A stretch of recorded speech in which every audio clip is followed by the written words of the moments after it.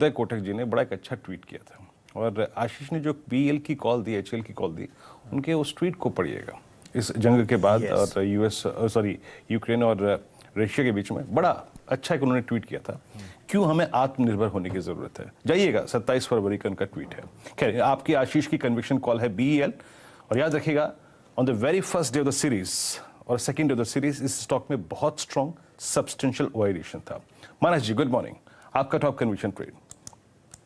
Good morning Virendra ji, good morning Ashish ji. तो देखिए, क्योंकि मार्केट का ट्रेंड निगेटिव है, इसलिए एक सेल रिकमेंडेशन है। और अगर आपको ध्यान हो तो टीवीएस मोटर्स पे मैंने पहले भी एक एसटीबीटी कॉल 2 दिन पहले दिया था, 2 सेशन पहले दिया था। और अगर आप चार्ट देखेंगे तो 2 ऑटो स्टॉक चार्ट पे वीक लगते हैं, एक एमएनएम और एक टीवीएस मोटर्स।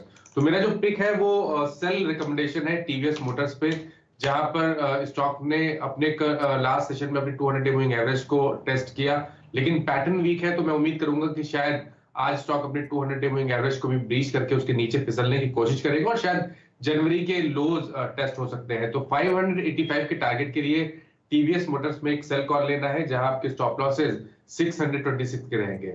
डिस्क्लेमर ये है कि इसमें ना ही मेरा पर्सनल पोजीशन है और ना ही हमने ये रिकमेंडेशन अभी तक अपने क्लाइंट्स को दिया हुआ है।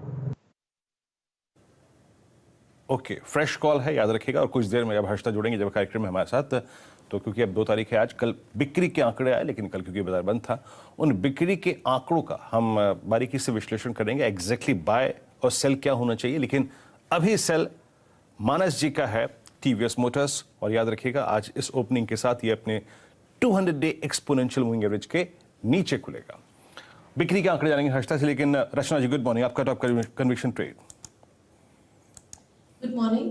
और मेरा top conviction call short side पे रहेगा in the futures of IndiGo. Market में जिस तरीके का माहौल है उसमें as of now overall equity से भी ज्यादा बड़ी बड़ी मूवमेंट्स कमोडिटी काउंटर्स में नजर आ रही है on both the sides. Metals में जैसे अप साइड पे है और बाकी चीजों में जैसे डाउन साइड पे है, क्रूड वगैरह पे जिन स्टॉक्स का इम्पैक्ट होता है उन पे डाउन साइड का इम्पैक्ट है।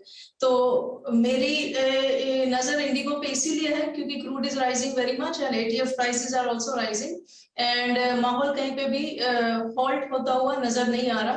तो जैसे जैसे क्रूड ऊपर जाता रहेगा तो इस पे इम्पैक्ट आएगी। ऑन टॉप ऑफ इट अगर आप इसके चार्ट्स देखें तो चार्ट्स पे काफी वीकनेस नजर आ रही है, not just on daily charts but even on higher time frame than that.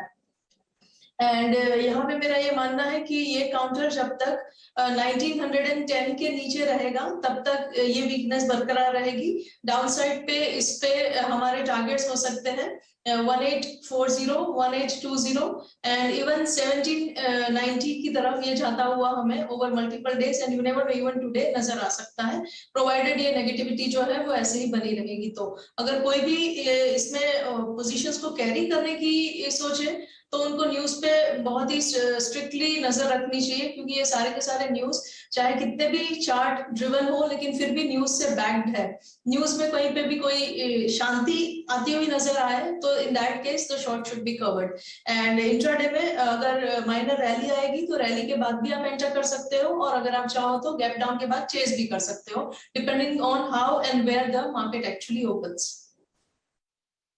और हर टिक के साथ कच्चा तेल, हम लोग $110 टच करने की बात कर रहे थे अभी थोड़ी देर पहले नीरज वाजपेयी के साथ जब बातचीत हो रही थी। अब इस समय 111। तो किसी स्मॉल कैप स्टॉक